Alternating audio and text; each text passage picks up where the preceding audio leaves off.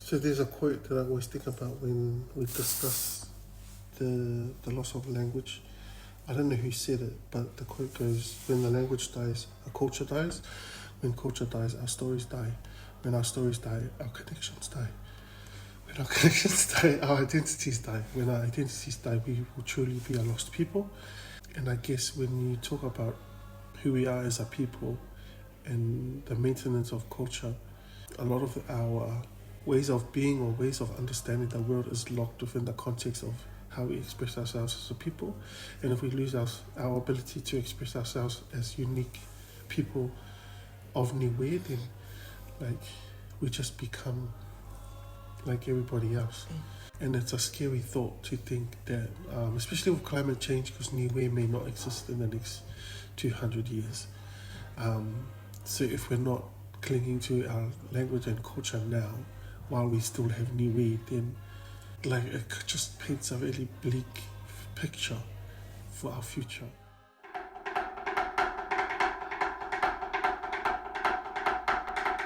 One of the things that has contributed immensely was our relationship with New Zealand, being New Zealand citizens. It's been a blessing and a curse, just the ease of coming to New Zealand. But even before that, the New Zealand administration has a part to play in the current status of our language, because our grandparents were punished, physically punished in schools in Niue for speaking Vagahau Niue. So when you think about that trauma and what that does when they become adults, and teaching their children, and then when migrating to New Zealand, the same kind of ways of thinking were reinforced. When arriving to New Zealand, they were told Vagahau Niue will serve your kids of no use. Speak English to your children. So it was kind of like another wave of colonization in terms of removing the language. So our grandparents, our parents were doing what they thought was right by encouraging our kids not to speak Vagahau Niue. Part of that comes from the trauma of their experiences at school, and then when moving to New Zealand, being told by who they thought had their best interests at heart, were telling them to speak English to their kids or discourage the use of Vagahau Niue in the home, which should be the stronghold of Vagahau Niue. It should be the home, because if you look at the realm countries, all three realm countries were pretty much in the same situation in terms of language statistics. So that just, to me, says that there's something wrong, or something that needs to change in terms of our relationship with New Zealand, how easy it was to come here, and how, and not being made to go back. It's a numbers thing. Like we are a minority within a minority, so then being among your own people is quite hard in the context of New Zealand. But definitely historically, the trauma within the education system back in Niue would have something to do with it. There was a rule that you couldn't speak Vagahau Niue at school. And they were physically strapped if they were caught speaking, similar to the native schools in New Zealand. Maybe not to the same extent, but that, and you could see it in the behaviors of, like, if you take Grandpa for example, he would struggle to understand why I wanted to learn Vagahau Niue. Even with going back to Niue, he just had this like, there's nothing there, son, why do you want to go back there? Like, he couldn't understand, because for him, he's done his part for our family and bringing us here. So I guess he thought, because it's a perception thing. Like, he thought like Niue is bad, New Zealand's better.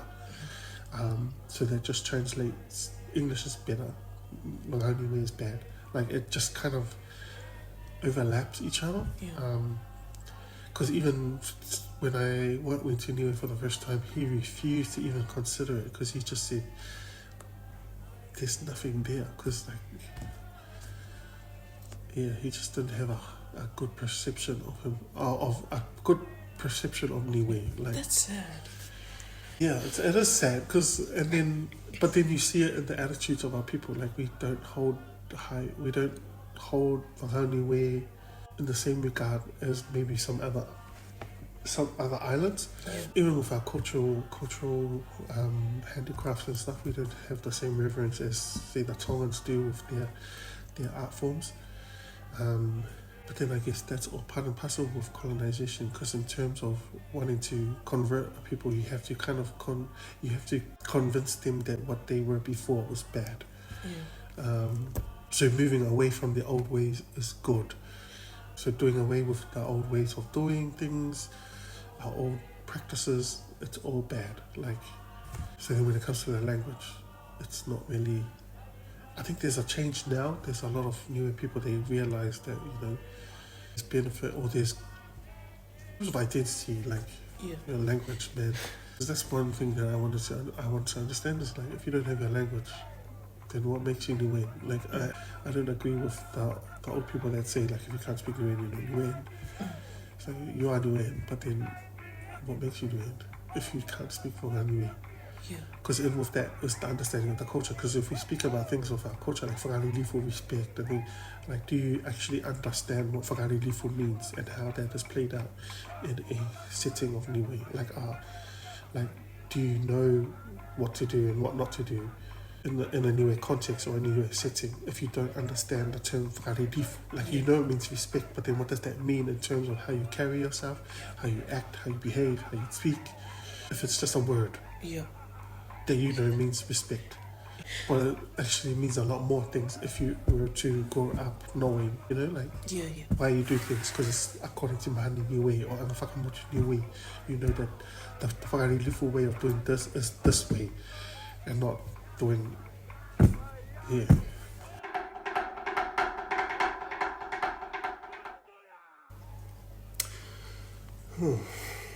It's a hard one, because, like, I agree with it.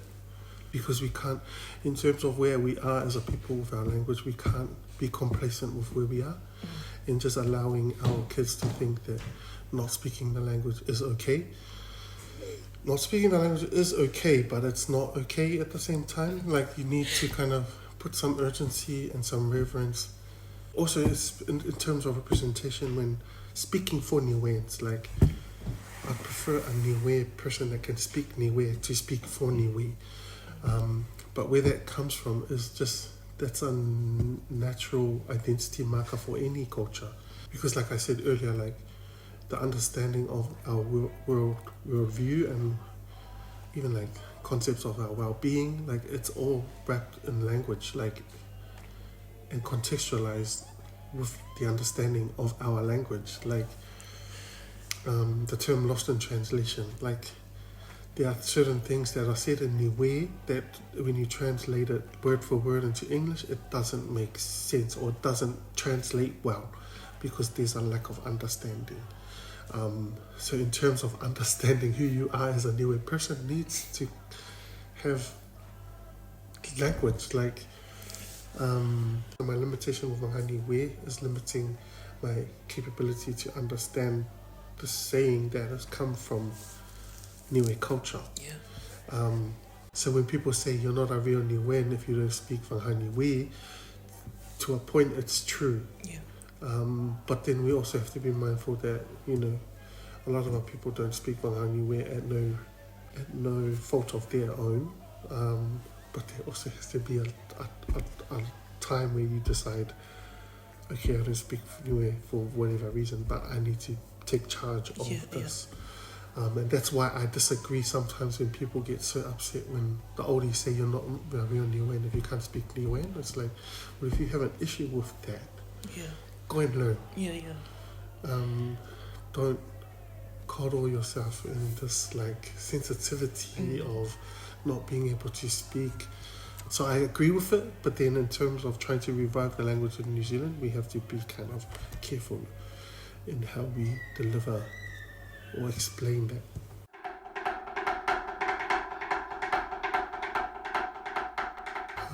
So when working with Niue Youth Network, the concept of a lot of the work that we used to do was trying to make Vagahau Niue cool or appealing to young people, because like there were concepts of other cultures that were appealing to them, and we questioned like why aren't you proud to be Niue? Like, and then for a lot of speaking people, they weaponize the language in terms that they start talking Niue in front of people that can't speak Niue. That's a barrier. The whole notion of I think when old people say things like you're not a real Niuean unless you speak Niuean, it's not like a full stop. Like, it's, to me, it's a challenge. Yeah, like, if you want to be a Niuean, go and learn Niuean. Yeah. But I think because it's kind of like a double-edged sword where we're not understanding our old people and how they deliver some things that they are delivering in a second language at the same time.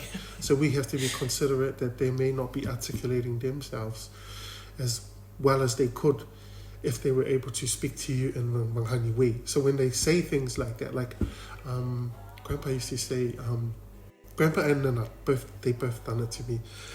Like, I was speaking to Grandpa one time and talking about being Niuean, and he was like, but you're not Niuean, son. You're a Kiwi. And I was like, sorry, what?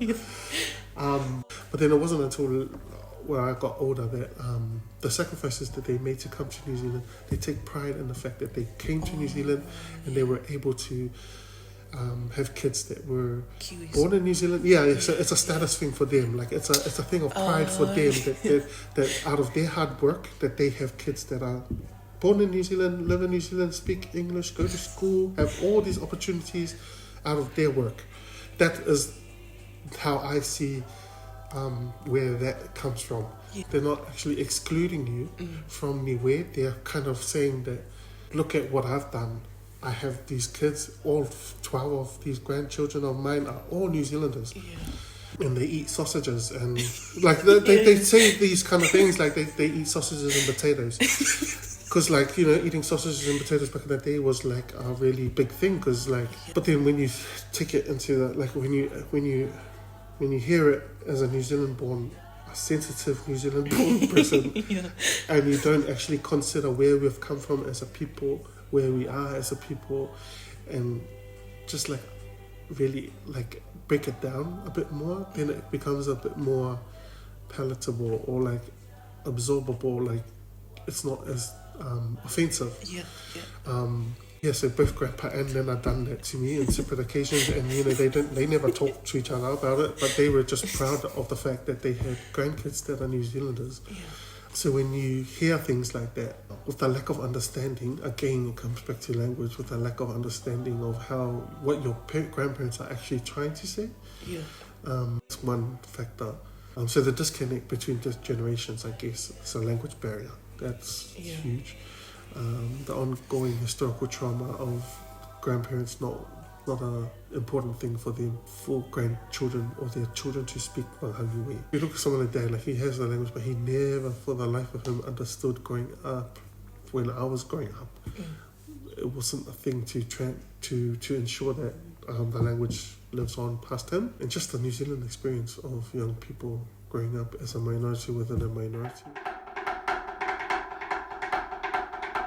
Yes, as a Ram nation, like what does that mean? Like what does that entail? What does that give us? Like, okay, we're a Ram nation, other than citizenship, like, so then if we are New Zealand citizens, then what efforts has the New Zealand government to ensure that us as New Zealand citizens are able to maintain our indigenous language? So technically we are an indigenous group of New Zealand, from the realm of New Zealand. I'm not saying that we need to become an official language of New Zealand, but we need to have some sort of recognition that separates us from the rest of the Pacific.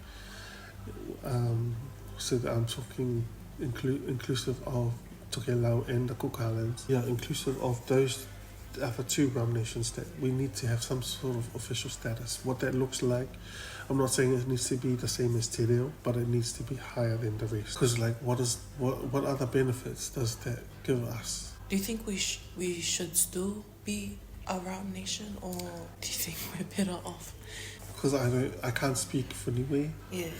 I can only speak on this side. They would have their own opinions.